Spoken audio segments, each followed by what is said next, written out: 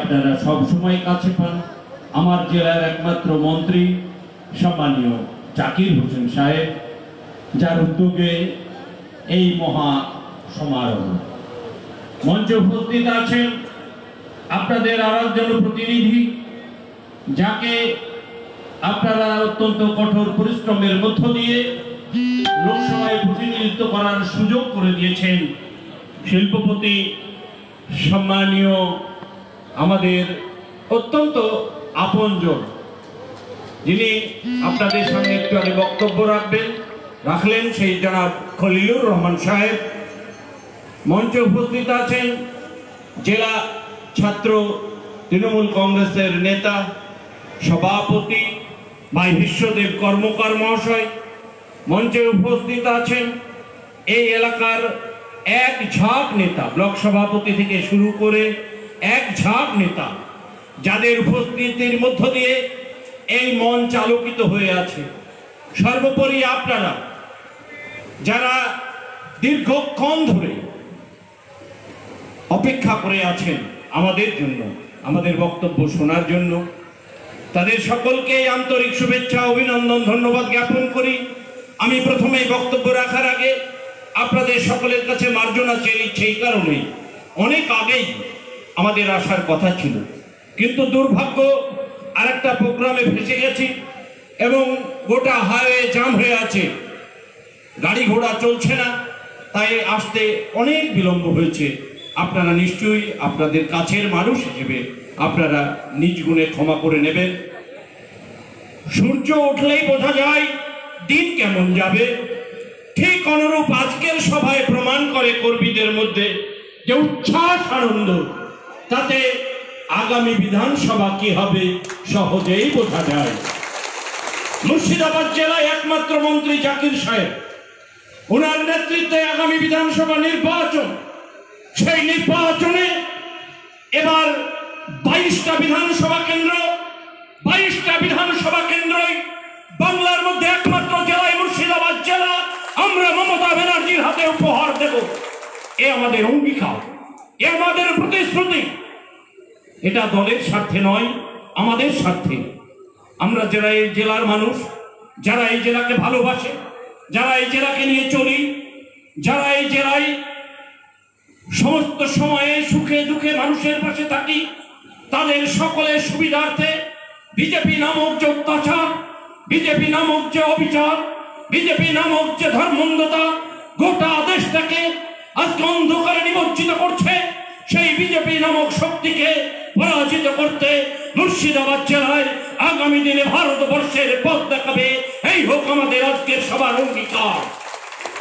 সেই অঙ্গীকারকে পাথেয় করেই আমরা চলতে চাই, সেই অঙ্গীকারকে হাতিয়ার করেই আমরা চলতে চাই। কি ভয়ানক অবস্থা গোটা ভারতবর্ষে! বিজেপি যেভাবে আমরা দুদিন আগে দেখছিলাম টিভির পর্দায় যে আমাদের রাইটার্স অভিযান, নবান্ন অভিযানের নামে যে গুন্ডামি, সেখানে প্রকাশ্য দিবালোকে বিজেপির কর্মীরা নিজের অবৈধ রিভলভার, 2 নম্বর রিভলভার উঁচড়ে গুলি করছে, পুলিশকে লক্ষ্য করে বোম মারছে, ইট মারছে। মনে হচ্ছে এ যেন কোন অরাজকতার রাজত্ব, এ যেন কোন অরাজকতার রাজত্ব। বাংলার কৃষ্টি, বাংলার কালচার, বাংলার সভ্যতা আমাদেরকে পথ দেখায়, আর সেই পথে এই কাজী নজরুল ইসলামের বাংলা, রবীন্দ্রনাথের বাংলা, শরৎচন্দ্রের বাংলা, নেতাজি সুভাষচন্দ্রের বাংলা, সেই বাংলায় যখন বিজেপির নামক একটা শক্তি, অশুভ শক্তি, সাম্প্রদায়িকতার নামে ধ্বজা তুলে, হিন্দুত্ববাদের নামে ধ্বজা তুলে, যখন বাংলায় তাদের অসংগঠিত যে আচরণ, বাংলায় যে অসৎ আচরণ এবং মিছিলের মধ্যে যে বোমা, আগ্নেয়াস্ত্র নিয়ে যেভাবে ছড়াও হয়েছে, তা আমাদেরকে আগামী দিনে ভাবতে হচ্ছে। আমরা ভারতবর্ষের দিকে লক্ষ্য করছি যে ভারতবর্ষে আজকে সাম্প্রদায়িক শক্তি কিভাবে মাথা চাড়া দিয়ে উঠছে। সাম্প্রদায়িক শক্তি সাধারণ মানুষের প্রতি অত্যাচার করছে। গোটা দেশ আজকে অন্ধকারে অন্ধকার আচ্ছন্ন। গোটা দেশ আজকে যেভাবে সাম্প্রদায়িকতার নামে, হিন্দুত্ববাদের নামে আজকে এক অবিচার চলছে, তার বিরুদ্ধে আমাদের নেত্রী মমতা বন্দ্যোপাধ্যায় আপোষে লড়াই করছে। আমরা দেখলাম উত্তরপ্রদেশে কদিন আগে একজন অসহায় মহিলা, একটা পিছিয়ে পড়া শ্রেণীর মহিলা, আদিবাসী সম্প্রদায়ের মহিলা, তার উপরে রেপ করে তাকে মেরে ফেলা হলো। তারপরে তার লাশটাকে দাহ করে দেওয়া হলো। সেখানে তার পরিবার পরিজনকে জিজ্ঞেস করা হলো না, তার আত্মীয় স্বজনকে জিজ্ঞেস করা হলো না। যখন তার আত্মীয় স্বজন হাহাকার করছে, যখন তার আত্মীয় স্বজন পুলিশের কাছে জিজ্ঞেস করছে, তখন ডিএমকে দাঁড়িয়ে রেখে তাদেরকে হয়রানি করছে, তাদেরকে ভয় দেখানো হচ্ছে। এরপরেও যদি তোমরা প্রতিবাদ করো, প্রতিরোধ তৈরি করার চেষ্টা করো, তোমাদেরকে ওই কেসে আসামি করে দেওয়া হবে। এই কি দেশ? এদেশ আমরা চেয়েছিলাম।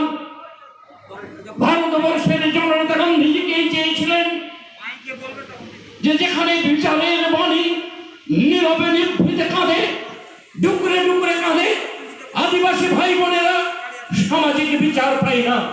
অস্পৃশ্যতা আজও আমাদেরকে করে করে খাচ্ছে। আজকে বিদ্বেষ, বর্ণ বিদ্বেষ আজও আমাদেরকে আসতে পিছতে বেঁধে রেখেছে। এই কি চেয়েছিলাম আমরা? এই স্বাধীনতাকে আমরা চেয়েছিলাম। আজকে যে বিজেপি, সেই বিজেপি ধর্মান্ধতার নামে, হিন্দুত্ববাদের নামে গোটা দেশটাকে জ্বালিয়ে দিচ্ছে। অত্যাচার, অবিচার, একদিকে মাইনরিটি কমিউনিটির উপর অত্যাচার, একদিকে শিডিউল কাস্ট ট্রাইবদের উপর অত্যাচার, দলিত সম্প্রদায়ের উপর অত্যাচার। সেই অত্যাচার অবিচারের শিকার এমন জায়গায় দাঁড়িয়েছে।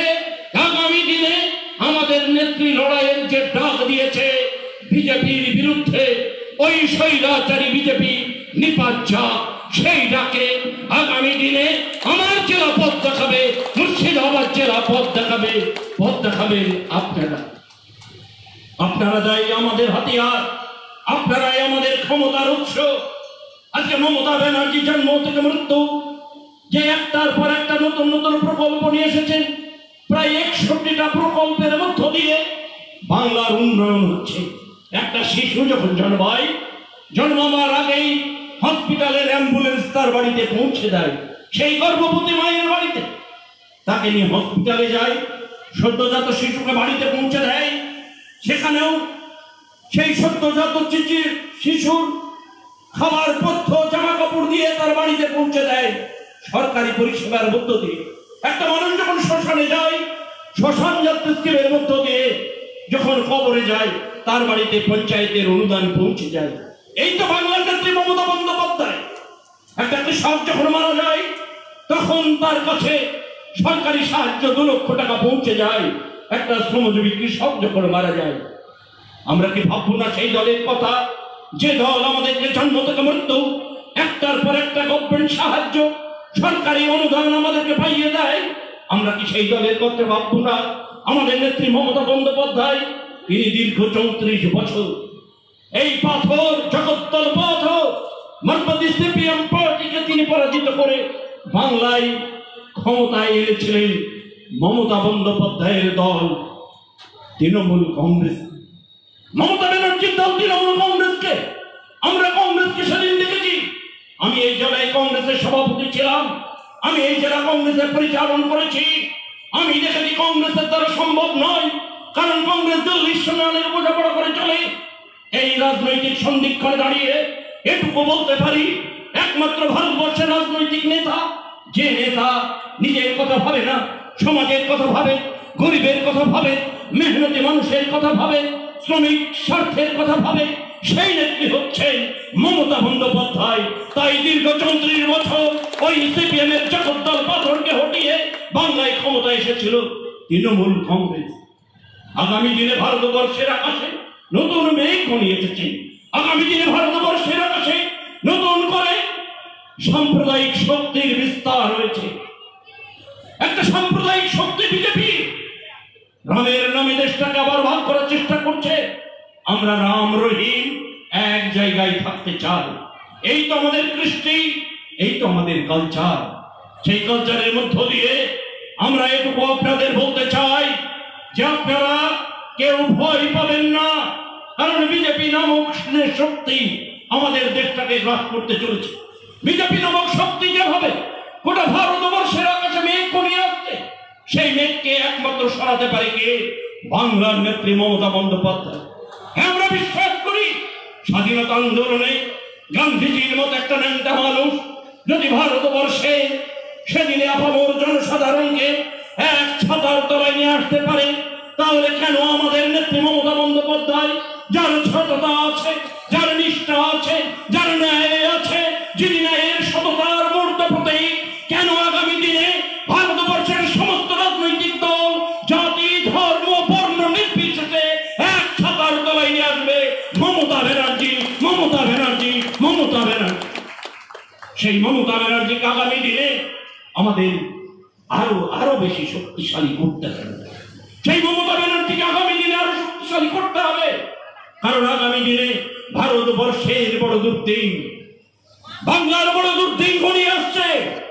কারণ আমরা যদি আমাদের ভোটটা ভাগ করে দিই, আমরা যদি এখানে কংগ্রেসকে প্রতিষ্ঠিত করার চেষ্টা করি, আমাদের নিজেদের ভোটটা ভাগ হবে। আমরা যদি সিপিএম কে ভোট দিয়ে ভাগ করার চেষ্টা করি, আমাদের ভোটটা ভাগ হয়ে যাবে। আমরা যদি খাল কেটে কুমির নিয়ে আসি, ওই বাইরেকার পার্টি, নিম পার্টি, তাদেরকে যদি আমাদের ভোটটা দিই ভাই, আমাদের বড় ক্ষতি হয়ে যাবে। তাই আপনাদের সকলের কাছে আমি করজোড়ে আবেদন করব, আমাদের ভোট একটাও ভাগ করা যাবে না, ভাগ করা যাবে না। অন্যের ক্ষতি, অন্যকে শক্তিশালী করে আমাদের কোনো লাভ হবে না। তাই খাল কেটে আমরা কুমির আনবো না। আমাদের লড়াই বিজেপির বিরুদ্ধে। ওই বিজেপি দূর হটো, সাম্প্রদায়িক বিজেপি দূর হটো। তোমার বাংলায় কোনো ঠাঁই নাই, ঠাঁই নাই, ঠাঁই নাই। জয় হিন্দ, বন্দে মাতরম।